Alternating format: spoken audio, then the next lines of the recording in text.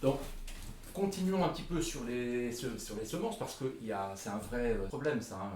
On sait les semences OGM par exemple, on sait que les cultivateurs sont coincés avec ça parce qu'ils ne peuvent pas ressemer, ils sont obligés de racheter les mêmes semences. Hein. Il y a une espèce de piège comme ça terrible qui a amené d'ailleurs certains agriculteurs à se suicider parce qu'ils ne s'en sortaient plus. Hein. Il y a les semences paysannes.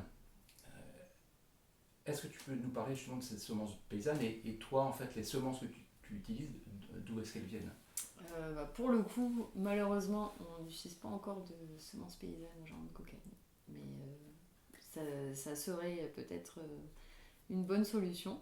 Mais en tout cas, la semence paysanne, ça va être une graine qui va être pas F1. Donc ça veut dire qu'elle peut se reproduire en fait. Donc on met la plante, on garde une partie qu'on va laisser monter en graines. Donc il y a des graines qui vont monter tout de suite. Et après, comme la carotte par exemple, il va falloir attendre la saison prochaine pour qu'elle monte en graines. Donc voilà, c'est le vivant. Il y a des plantes annuelles et biannuelles. Et donc du coup, il y a vraiment des paysans qui essayent de préserver les variétés locales. Et c'est super parce que ça permet d'être adapté au territoire, donc la météo. Enfin, voilà, parce que prendre une graine qui a été, enfin la même graine qui a été reproduite et elle n'est pas forcément adaptée, donc la plante elle risque de plus subir les dommages climatiques, quoi. Mais alors, les semences paysannes, c'est non seulement, alors tu disais F1, c'est ça? Ouais. Donc F1, c'est les semences OGM en fait, elles sont appelées comme ça, les semences F1. Non, non, c'est pas forcément des semences OGM. F1, ça veut dire. Non, c'est juste qu'elles se reproduisent pas en fait, elles sont stériles. F1, c'est les semences qui sont stériles. Ouais. D'accord. Et. Après, non, nous on n'utilise pas du tout des graines OGM. Enfin, en agriculture bio, c'est clair, le cahier des charges, c'est pas d'OGM, des plantes qui sont pleine terre, qui n'ont pas de. Aucun produit, enfin, on n'épand aucun produit chimique dessus.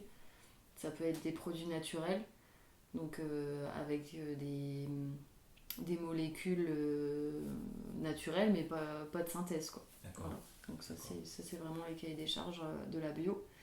Et le plein terre, ça je l'ai dit, c'est hyper important parce qu'en gros, là on est en train de pondre des fermes verticales et tout ça, ça sera jamais bio. Parce que du coup, c'est pas du plein terre. Oui. Donc toutes les fraises qui sont hors sol et tout ça, qu'on va venir ramener avec nourrir avec des vitamines. Alors moi je trouve ça complètement stupide. Enfin, clairement, on a le soleil, on a l'eau, naturellement, la terre qui a un super substrat qui va permettre d'amener un terroir, donc un goût dans nos légumes. Enfin, clairement, si on enlève la terre, on n'a rien compris. Il y a toute la vie du sol, des échanges entre micro-organismes. C'est quand même incroyable qu'on arrive à retirer même de l'agriculture la terre, quoi. Oui, non mais c'est bon. De toute façon, on sait que on est complètement dans l'aberration. Je lisais un article, en Chine, ils sont en train de mettre en place des fermes dans des immeubles. Alors des trucs monstrueux, c'est monstrueux. Hein. Et alors quand je dis des fermes, c'est des fermes d'élevage.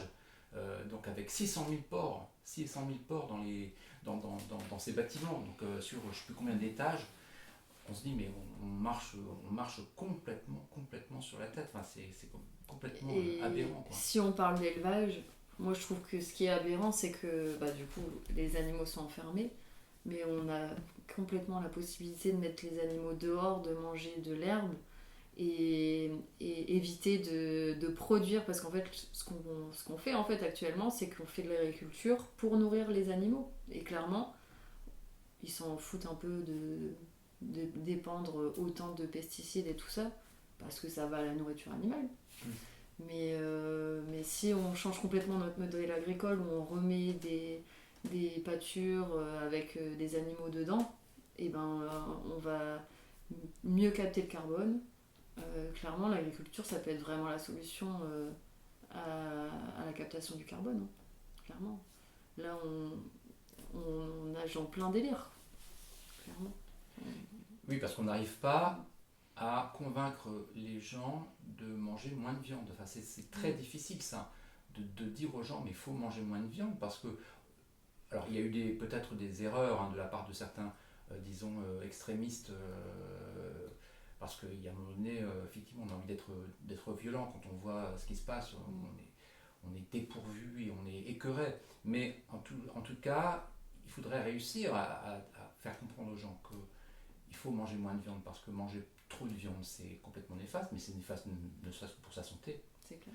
Et c'est néfaste de toute façon pour l'ensemble de la planète. C'est qu'à un moment donné, on va se retrouver dans une planète qui sera complètement dévastée et de toute manière on ne pourra plus manger de viande. Donc, et c'est la même chose pour le poisson. Et là on est en train de parler de viande de synthèse, c'est quand même assez incroyable quand même. Ouais. On va créer carrément de la viande. Après, c'est sûr que ça répond. Enfin, il n'y a pas d'animaux qui sont tués et tout ça, mais on est trop dans la techno-solution tout le temps. Il faut revenir à des choses plus simples, quoi. Là, on parlait tout à l'heure de l'école, mais je pense que c'est aussi à l'école qu'on doit apprendre ça. D'aller voir ce que c'est un élevage en plein air, qu'est-ce que c'est un élevage industriel. Enfin, ça commence là, hein. Et pourquoi pas, moi j'invite tout le monde, même les adultes, à tuer un animal, d'apprendre le respect. Enfin, c'est une vie qu'on retire pour pouvoir manger, donc de jeter de la viande, parce que clairement, quand on voit dans les cantines ou n'importe, les gens qui jettent la viande à la poubelle, enfin, c'est quand même une vie animale qu'on a retirée. Ok, il n'a pas été élevé correctement, mais c'est quand même une vie. Oui, tout à fait. Et d'apprendre ça, enfin, c'est sûr que c'est dur, mais si chacun a vécu... Enfin, moi, j'ai déjà tué des animaux dans la ferme de mes parents, enfin de mes grands-parents. Bah, c'est sûr que là, on comprend ce que c'est. Et moi, je suis végétarienne, hein, pour le coup. Je mange, enfin, on va dire flexitarienne, je mange de la viande très rarement et de la viande qui est de qualité. Et ça peut être une fois par mois, mais c'est un peu ce que faisaient les anciens. Clairement, avant, on tuait un animal pour tout le village. On mangeait l'animal pendant qu'il était encore frais, et tout le reste de l'année, on mangeait des légumineuses, des céréales et des légumes. Clairement, on ne peut pas tuer un animal tout le temps, c'est pas possible. Il faut le temps de l'engraisser. Et voilà, après, il faut réapprendre en fait aux gens que la vie animale, c'est pas. Enfin, ça peut pas être ce qu'on fait actuellement, quoi. Donc il faut la respecter. Alors pour revenir sur les semences, il y a dans le monde, il y a des banques. Alors, il y a des banques mondiales des semences. On protège des semences justement pour s'opposer au trust de l'agroalimentaire qui est prêt à tout, puisque effectivement on va parler un petit peu, c'est de la brevetabilité des semences. Alors je pourrais dire que c'est pas nécessairement problématique quand il s'agit de semences OGM, de semences traficotées, mais ce qui est quand même très très grave aujourd'hui, c'est qu'on essaie de déposer des brevets également pour des plantes qui n'ont pas été modifiées, donc des plantes qui ont été tout simplement sélectionnées de façon conventionnelle. Ça, c'est quand même quelque chose de très très, enfin me semble-t-il, hein, de très très grave. Et en fait, quand on fait des petites enquêtes, on se rend compte que l'Union européenne, elle est encore une fois complètement déconnectée, déboussolée. Il n'y a pas de mesures fermes qui sont prises par rapport à ça. Et on se dit, mais c'est quand même c'est fou, quoi. Il y a des lobbyistes dans le Parlement européen, ça c'est connu quand même. Je pense que c'est pas du tout dans l'intérêt de l'agro-industrie de laisser leurs brevets, etc. Donc, mais c'est clair qu'il faut se battre. Oui, mais je veux dire que l'Union européenne, pour l'instant, n'est pas capable de trancher en disant non, on ne brevettera pas les les légumes élevés produits de façon conventionnelle, moi je trouve ça quand même, c'est super grave. C'est-à-dire que tu as des entreprises qui vont dire, non, cette tomate-là, c'est mon brevet à moi, quoi. Et plus personne ne peut en cultiver. Là, c'est fou, quoi. C'est complètement délirant. C'est clair. Et après, je sais pas si tu voulais en parler, mais les néonicotinoïdes aussi.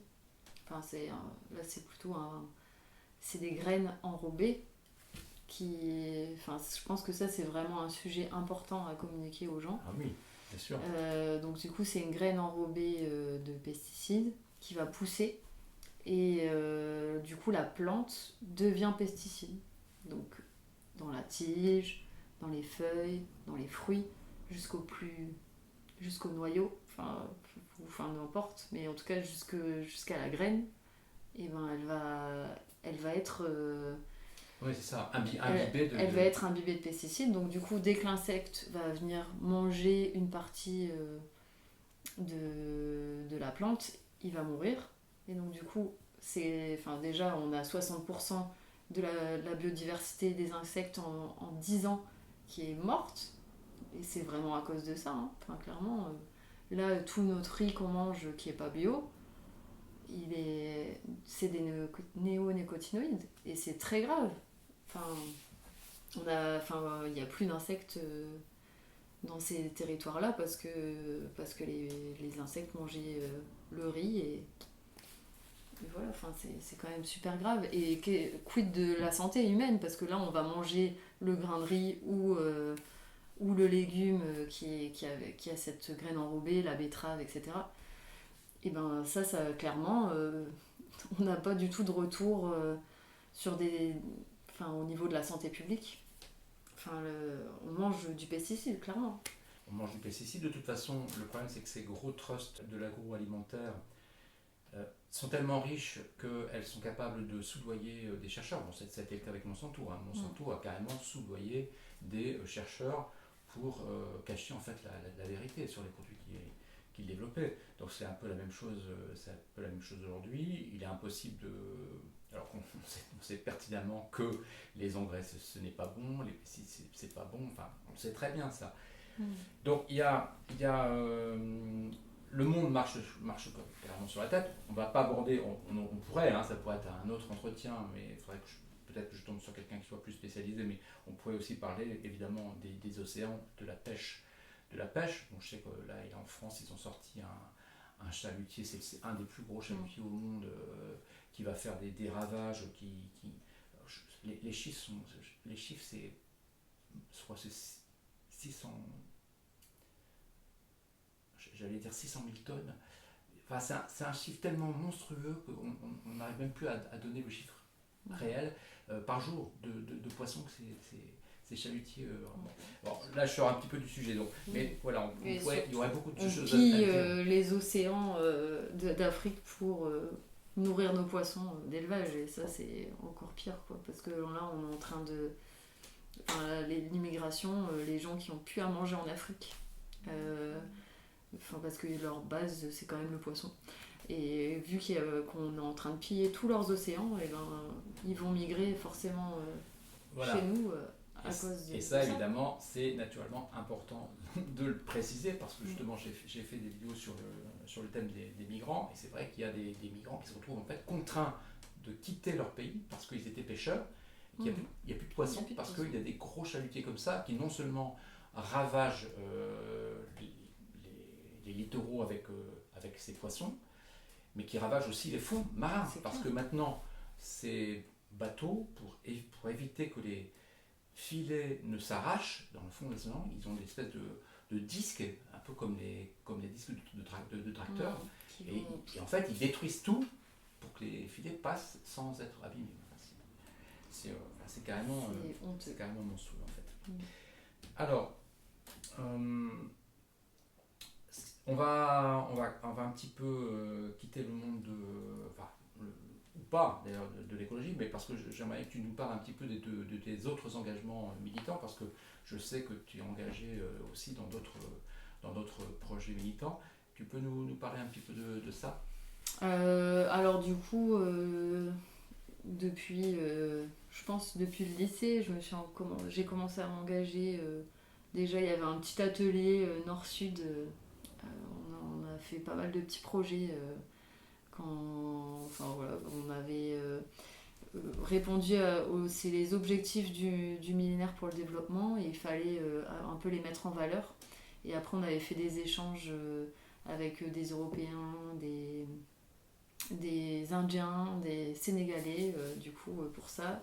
On avait financé une bibliothèque au Sénégal, justement, dans ce projet-là. Voilà, j'ai fait pas mal de choses à partir de ce moment-là. J'ai été au Maroc aussi avec l'AES, c'est une association qui envoie des jeunes en Afrique pour l'échange. Donc du coup, on récolte des financements et on paye quelqu'un en local pour faire un projet. Et nous, on est à ce moment-là, pendant la réalisation du projet, on est sur place, on est accueillis dans des familles. Et c'est quand même super riche. Pendant un mois, j'ai vécu dans un village berbère près de Ouarzazate. Donc ça, c'était quand même une super expérience de vie. Et après, je me suis engagée.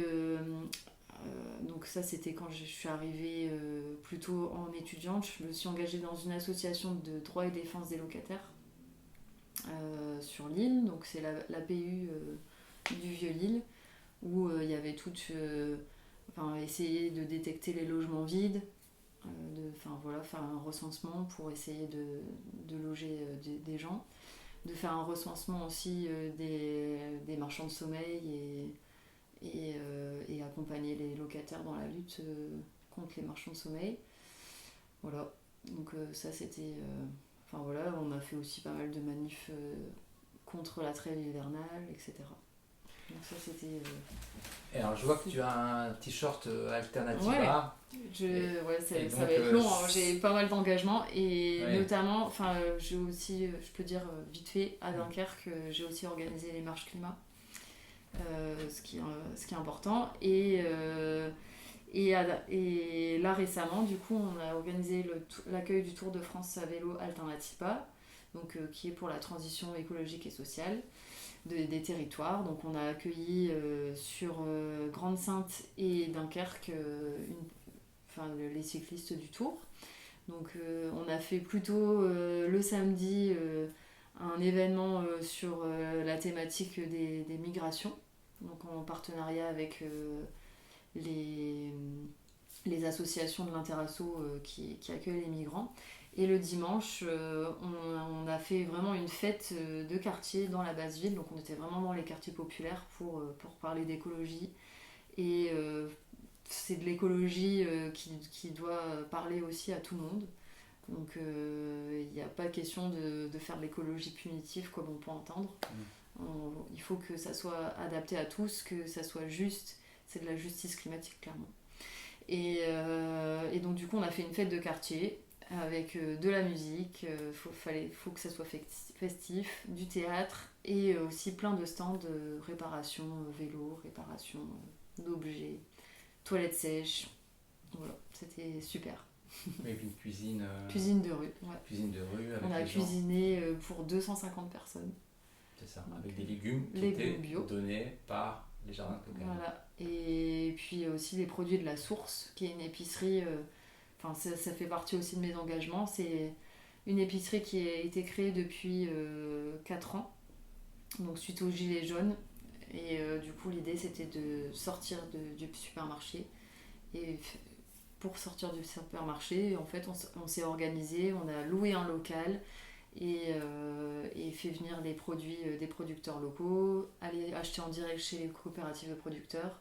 Et comme ça, on sort vraiment on est complètement indépendant et on paye moins cher. On donne 3 heures de notre temps par mois pour faire vivre cette épicerie et c'est super. Voilà. Alors peut-être que pour conclure cette interview, peut-être que tu as envie de dire quelque chose qui ne soit pas lié à une question que je pose et peut-être un truc qui te passe par la tête.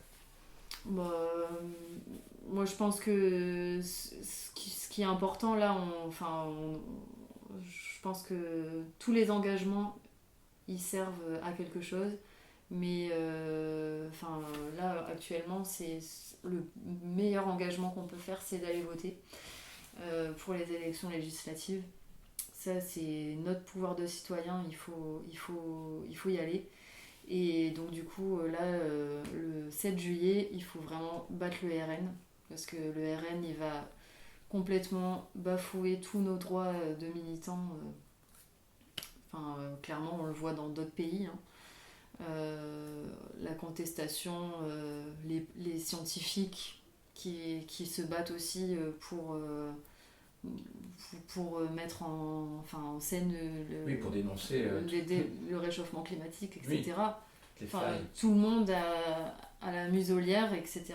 Et ça, il faut vraiment faire attention, quoi. Oui, parce que il faut féliciter toutes les personnes, que ce soit des individus, que ce soit des associations, qui s'engagent dans le domaine de l'écologie, dont on n'entend pas parler. On sait qu'il y a des associations, mais en France, elles sont très très nombreuses.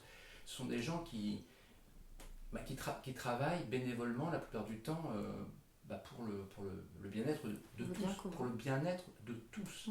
Et c'est vrai que le RN, on sait que a voté pratiquement systématiquement contre des mesures pour l'écologie, ça c'est clair. Donc, et il y a certains élus qui pensent que le réchauffement climatique n'est pas dû à l'homme, donc clairement c'est très dangereux. Il y a encore des climato-sceptiques, évidemment, c'est quand même délirant. Bon. En tout cas, moi je tenais à te remercier, je remercie aussi, à travers cet entretien, je remercie tous ceux qui travaillent comme toi en fait pour limiter les dégâts, on va dire, pour limiter les dégâts. Voilà. Merci beaucoup, Lise.